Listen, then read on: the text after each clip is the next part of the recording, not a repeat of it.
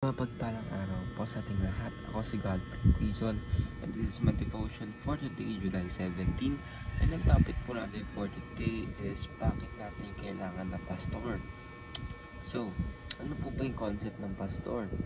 The term pastor is used interchangeably in the New Testament with elder, overseer, and bishop. Do refer to the primary leadership office in a local church. Translating the Greek word poimen, it means shepherd.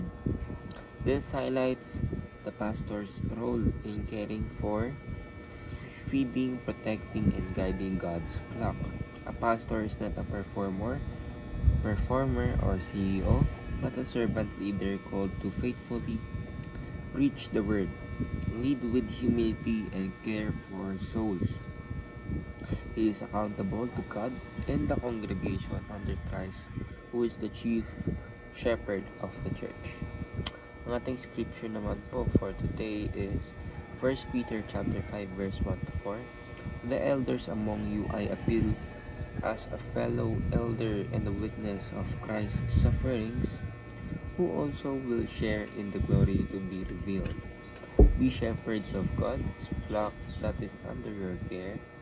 Watch over them, not because you must, but because you are willing, as God wants you to be. Not pursuing dishonest gain, but eager to serve. Not lording it over those entrusted to you, but being examples to the flock. And when the chief shepherd appears, you will receive the crown of glory that will never fade away. So, ang ibig sabihin daw po ng pastor is yung tao na malalim yung pananampalataya sa ating Panginoon, na kaya tayong i-lead sa ating spiritual journey or spiritual growth sa ating Panginoon sa Kristo. And hindi po ito yung mga corrupt na leaders na pinipiling mangurap, magkatayunan. Ako yung nagtatayo ng church. So, masakit pa yung joke.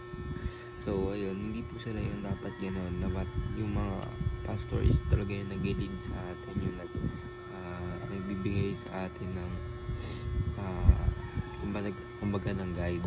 Kasi lahat naman po tayo, alam po natin sa hindi, may mas verse pa po sa atin sa Bible.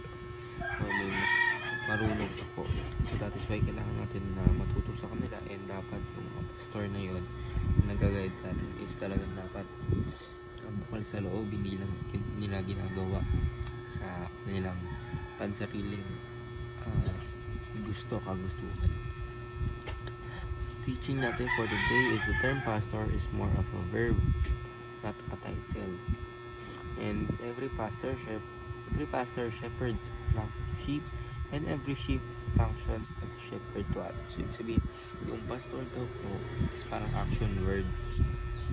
Yung parang nag-serve siya sa kanya mga sheep.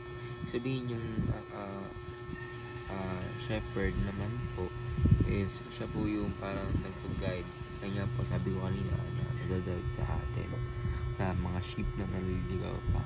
Para pag dumating na po talaga yung chief shepherd, yung pinaka-shepherd po na lahat, ay malalim na po tayo sa ating Panginoon, ating yung ating relationship sa ating Panginoon. So that is why kailangan po tayo naman din na kaya na din po natin mag-pastor, kahit hindi man po pastor, basta matulungan din po natin yung kapwa natin Christians para po mas makalalim pa po sila sa ating Panginoon. So ayun lang po, ako si Godfrey Quizon and this is my devotion for today, July 17. Sana po ang marami kayong tutunan. I love po.